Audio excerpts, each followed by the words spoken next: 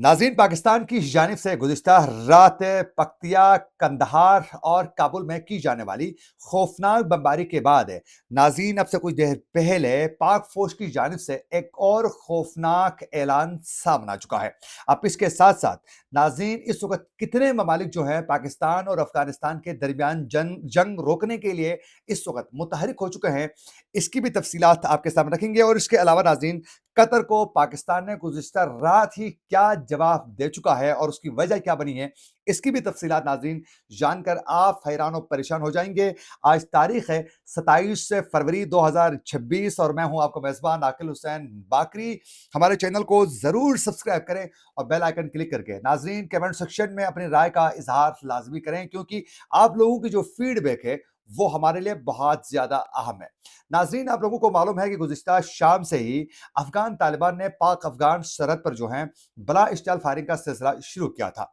जहां एक जानिब पे पाक आर्मी के जवानों ने सरहदी इलाकों पर सख्त जवाबी कार्रवाई अमल में लाई है, तो वहीं साथ-साथ पाक फ़िज़ाया ने कंदहार, काबुल और पक्तिया में जो है खौफनाक किस्म की बमबारी करके अहम टारगेट्स को निशाना बनाने में कामयाबी के साथ वो कामयाब हो चुके हैं। नाज़रीन, आज डीजीआईएसपीआर ने गज़ब-उल हक़ इस ऑपरेशन के हवाले से एक अहम प्रेस कॉन्फ्रेंस करते हुए ये वाज़ेह कर दिया है कि इस गज़ब-उल हक़ के ऑपरेशन के दौरान जो हैं अफ़गान रजीम के अब तक 274 से ज़ायद जो एहलकार हैं वो हलाक हो चुके हैं, जबकि 400 से ज़ायद एहलकार जो हैं ज़ख्मी हो चुके हैं।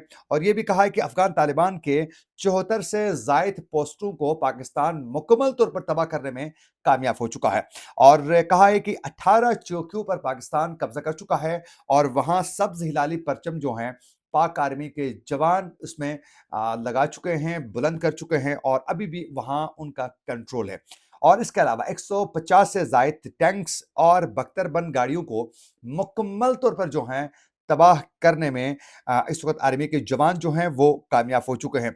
नाज़रीन, इसी ऑपरेशन के दौरान ही ये डीजीएसपीआर ने वाज़ेह कर दिया कि यहाँ बिलखुसूस सरहदी इलाकों में शदीद फायरिंग के तबादले में पाक फ़ौज के 12 जो सपूत हैं वो शहीद हो चुके हैं और 27 इस वक़्त ज़ख्मी हैं। एक सोल्जर अभी भी मिसिंग है, ये बाकायदा उन्होंने वाज़ेह कर दिया।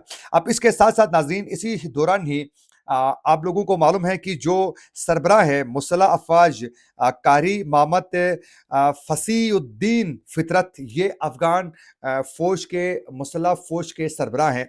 उन्होंने ये धमकी दी है कि आप पाकिस्तान की जानिब से जो भी किस्म की कार्रवाई की जाएगी उसका सख्त हम जवाब देंगे और हम इस्लामाबाद को भी निशाना बनाने की पोजीशन रखते हैं। आप अंदाजा करें, हालांकि रात को पाकिस्तान ने तबाही मचाई है अफगानिस्तान के अंदर, लेकिन उसके बावजूद भी इनकी जानिब से ये धमकियां मौसूल हो रही है। इसी पर जो है आज डीजीआईएसपीआर से दौरान प्रेस कॉन्फ्रेंस ये पूछा गया कि क्या गज़ब-उल हक़ का ऑपरेशन अब मुकम्मल हो चुका है, यानी जंग खत्म हो गई है?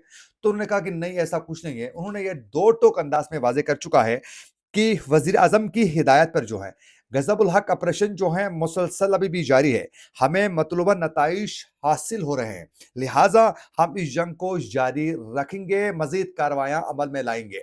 और फिर उन्होंने ये वाज़ेह कर दिया कि अफ़गान तालिबान को अब पाकिस्तान और टीटीपी, अल-कायदा और अम दाइश खुरासान में से एक को चुनना होगा। ये नहीं हो सकता है कि आप टेररिस्ट ग्रुपों का साथ भी दे दें और फिर पाकिस्तान के साथ भी आपके ताल्लुकात बरकरार रह सकें। ये पॉसिबल ही नहीं है।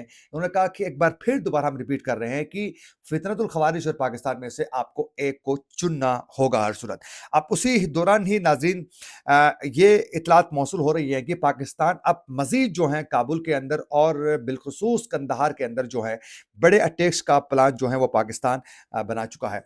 अब पाकिस्तान की जानिब से होने वाले इन इस वक़्त धमकियों के बाद, पाकिस्तान की जानिब से खौफनाक ऐलानात के बाद जो है ज़बीउल्लाह मुजाहिद, जो कल तक बहुत बड़ी धमकियाँ दे रहे थे और कल तक तबाही मचाने के हवाले से कह रहे थे, आज ज़बीउल्लाह मुजाहिद ने मीडिया से टॉक करते हुए उन्होंने ये वाज़ेह कर दिया है कि अफ़गानिस्तान की सरज़मीन किसी के खिलाफ इस्तेमाल नहीं होगी। हमने मसाइल का हल हमेशा मुज़ाकरात पर चाहा है और अब भी हम चाहते हैं कि मामलात मुज़ाकरात के ज़रिए ही हल होना चाहिए। ये कौन कह रहा है? ज़बीउल्लाह मुजाहिद आज मीडिया टॉक करते हुए ये कह रहा है। हालाँकि यही मुज़ाकरात, यही बातचीत के ज़रिए, यही टॉक के ज़रिए मामलात हल करने के लिए पाकिस्तान पिछले 8 माह से मुसलसल अफ़गान तालिबान को कह रहा है। लेकिन वो सुनने के लिए तैयार नहीं है। यही अफ़गान तालिबान की हठधर्मी की वजह से ही जो अ बिलख़ुसूस जो महाजरीन थे, वो बेचारे भी इनकी वजह से ही इफ़ेक्ट हो गए। उनके अफ़गान तालिबान की हठधर्मी की वजह से ही यहाँ से ऑपरेशन को बड़ी तेज़ी के साथ आगे बढ़ाया गया और अफ़गान महाजरीन को यहाँ से बड़ी तेज़ी के साथ पाकिस्तान ने निकालने में कामयाब हो गया। इनके इन्हीं हरकतों की वजह से।